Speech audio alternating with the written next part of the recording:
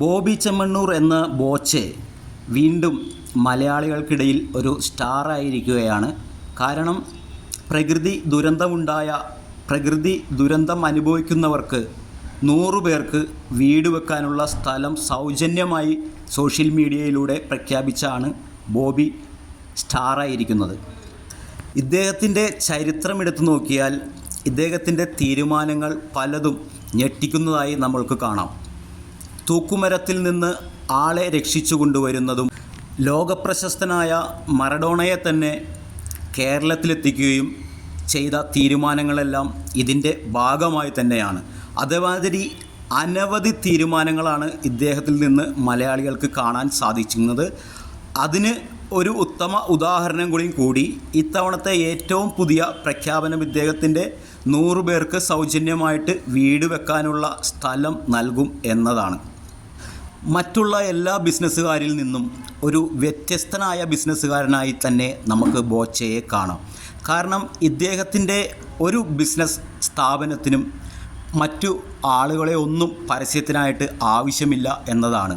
ആ പരസ്യമെല്ലാം തന്നെ ഈ ബോച്ചെ തന്നെയാണ് ചെയ്യുന്നത് എന്നതാണ് വസ്തുത. വളരെ നിർധനരായ പല ആളുകൾക്കും സഹായം നൽകുന്ന വീഡിയോകൾ എല്ലാം സോഷ്യൽ മീഡിയയിൽ തന്നെ ഉണ്ട്. എന്നാൽ ഇദ്ദേഹത്തെക്കുറിച്ച് സോഷ്യൽ മീഡിയയിൽ തിരഞ്ഞാൽ കാണാൻ സാധിക്കുന്നത് പലവിധ ആരോപണങ്ങൾക്ക് വിധേയനായ ഒരു വ്യക്തിയായിട്ടാണ് നമ്മൾക്ക് കാണാൻ സാധിക്കുന്നത്. അതിൽ എത്ര കണ്ട് യാഥാർത്ഥ്യമുണ്ട് എന്നറിയില്ല. എങ്കിലും ഏറ്റവും കൂടുതൽ ആരോപണങ്ങൾ ഉന്നയിക്കുന്നത് മറുനാടൻ മലയാളിയാണ്.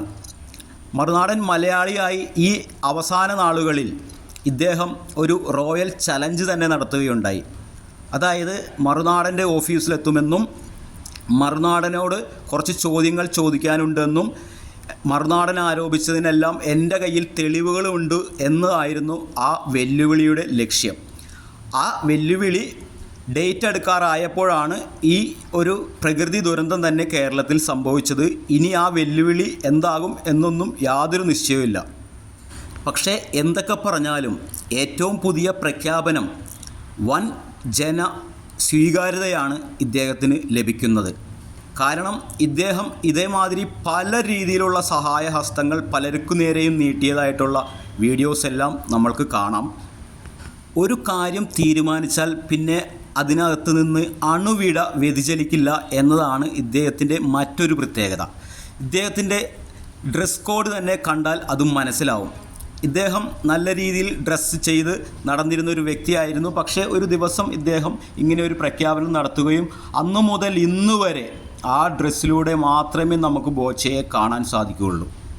വളരെ സമ്പത്തുള്ളൊരു വ്യക്തി എന്ന രീതിയിലല്ല ഇദ്ദേഹത്തെ നമുക്ക് സമൂഹത്തിൽ കാണാൻ സാധിക്കുന്നത്.